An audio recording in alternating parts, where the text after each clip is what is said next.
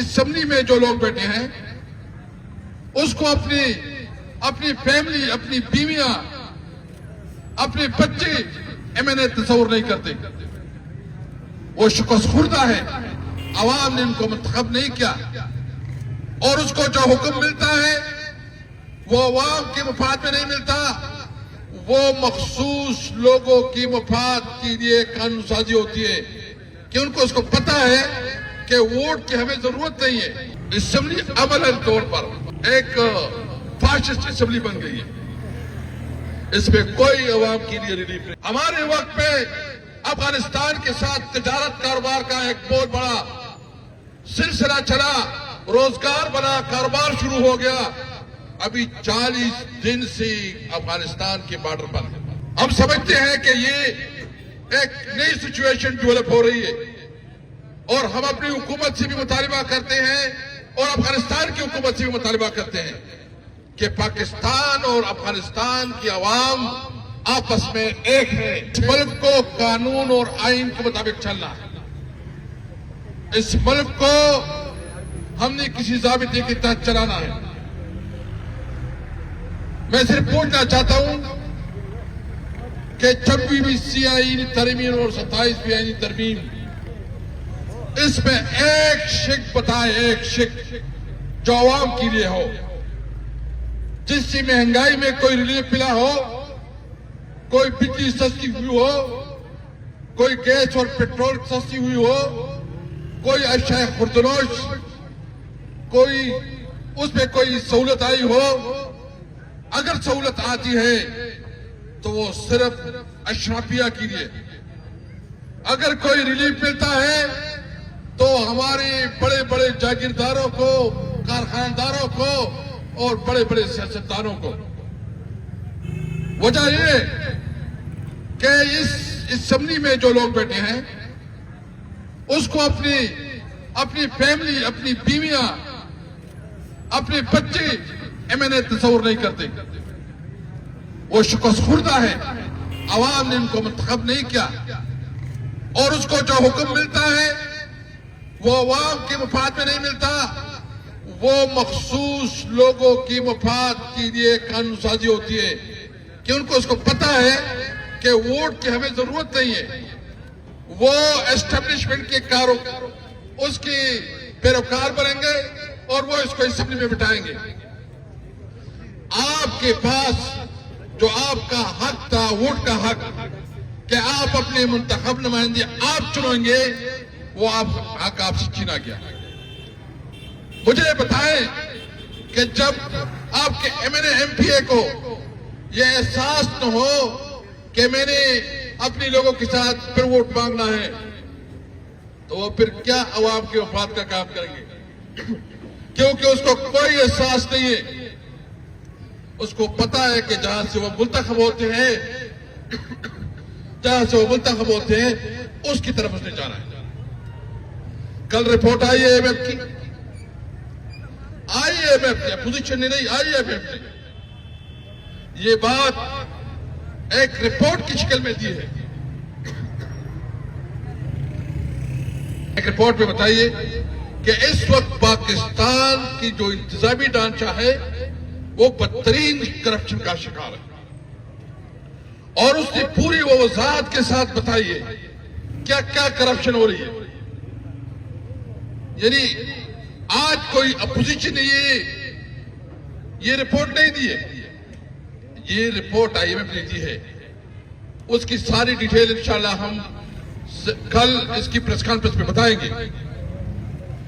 یعنی اس وقت یہ حکومت تاریخ کی بدترین کرپٹ حکومت ہے. اس حکومت نے عوام کو کوئی ریلیف نہیں دیا. یہ حکومت شروع ہو گئی ڈرون اٹیک، اپنے عوام کے اوپر ڈرون اٹیک کروا رہی ہے. یہ حکومت لا اینڈ آرڈر کی صورتحال دیکھے کہ روزانہ بم دھماکے پھر سے شروع ہو گئے. ہمارے دور میں جب حکومت تھی ایک بھی ڈرون اٹیک نہیں ہوا.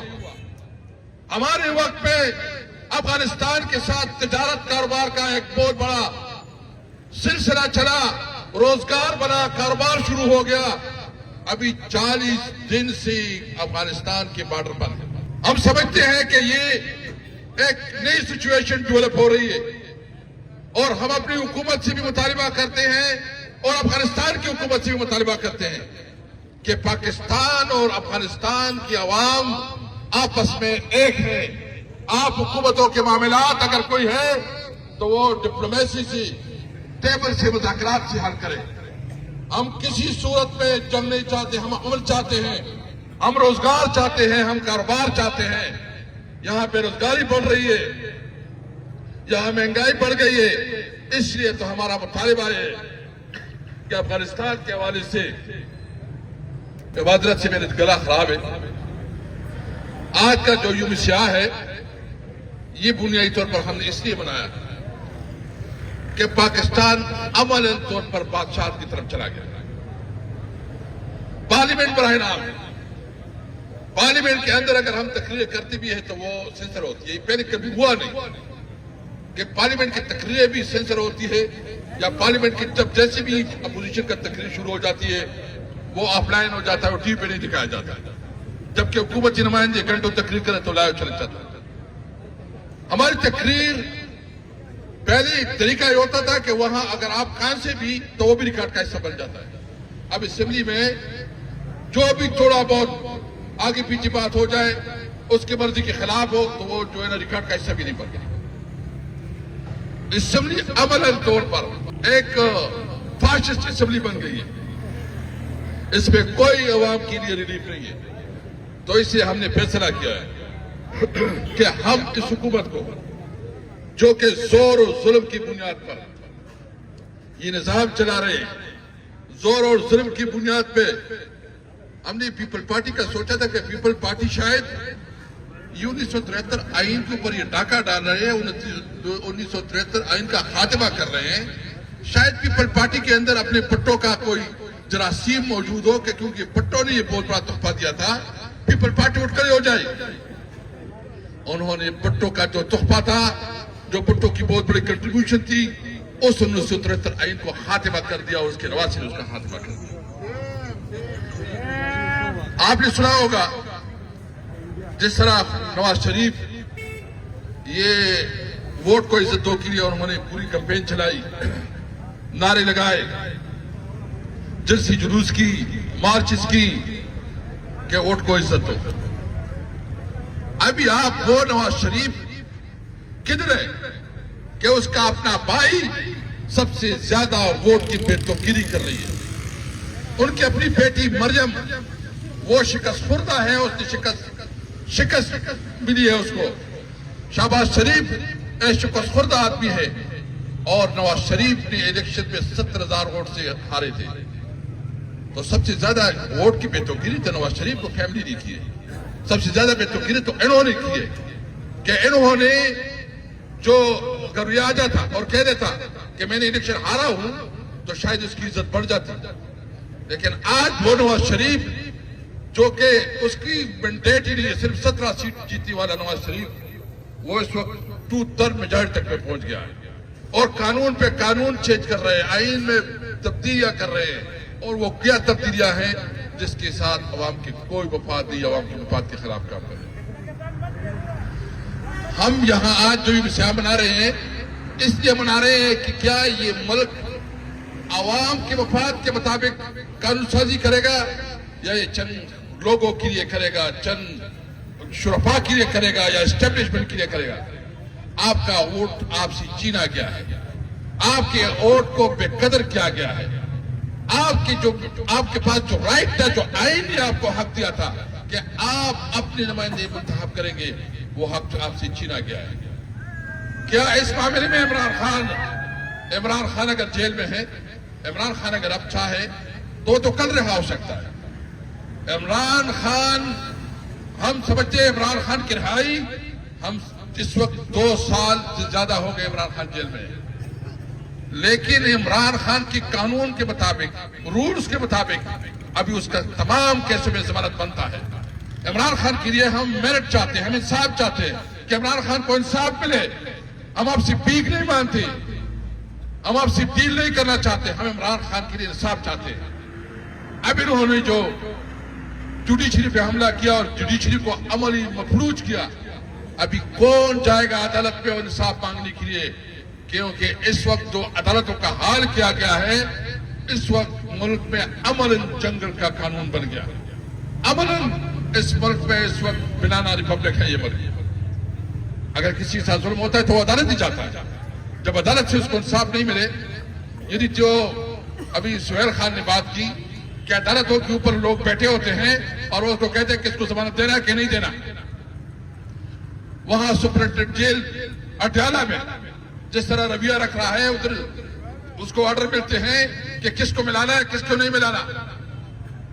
اسلام آباد ہائی کورٹ نے لارجر بینچ نے فیصلہ کیا، اس کو امپلیمنٹ نہیں ہو رہا کیونکہ عملاً ڈرنے کی حکومت چل رہی ہے. کیا آپ کو منظور ہے اس کے خلاف نکلنا ہے کہ نہیں نکلنا؟ میں چونکہ بیمار ہوں، طبیعت ٹھیک نہیں ہے، تو اس لیے میرا گلا بھی پرابلم ہے. میں صرف اس لیے آیا ہوں کہ ہم ڈٹ کے کھڑے ہیں عمران خان کے ساتھ، ڈٹ کے کھڑے ہیں. کہنے انشاءاللہ تعالی ہم عمران خان کی جو قربانی ہے، جو عمران خان اس وقت اپنی جدوجہد کر رہا ہے، اپنا جنگ لڑ رہا ہے ملک میں آئین اور قانون کے حکمرانی کے لیے، سوابی انشاءاللہ لیڈ لے گا. پہلے بھی لیڈ لے چکا ہے، پھر بھی لیڈ لے گا انشاءاللہ. میں اس موقع پہ اپنے وکلاء برادری کو، میں اپنے جوڈیشری کو، ہم جوڈیشری کو کہنا چاہتے ہیں، میسج دینا چاہتے ہیں کہ ہم آپ کے ساتھ ہیں. آپ انصاف کے لیے کھڑے ہو، آپ آئین اور قانون کی بالادستی کے لیے کھڑے ہو. عام وہ ججز جنہوں نے استعفیٰ دیا ہے، ہم اس کو خراج تحسین پیش کرتے ہیں. ہم خراج تحسین پیش کرتے ہیں اس ججز کو، اور ہم مطالبہ کرتے ہیں کہ آئے نکلے عوام میں، پاکستانی قوم آپ کا استقبال کرے گی انشاءاللہ تعالی. ہم نے اس کے بعد اپنے وکلاء برادری کو بھی انگیج کرنا، اس کے ساتھ رابطہ کریں گے. ہم دیگر سیاسی پارٹیوں سے بھی بات کریں گے، اور ہم تمام جمہوریت پسند لوگوں سے، سول سوسائٹی سے اپیل کرتے ہیں کہ جنگ صرف تحریک انصاف کا نہیں ہے یا یہ الائنس کا نہیں ہے، یہ جنگ پورے پاکستانی قوم کا ہے. ہم سب نے اس جنگ کو اپنے حقوق کے لیے، ایک وہ پاکستان جو قائد اعظم کا پاکستان ہے، اس کے لیے جنگ لڑیں گے انشاءاللہ.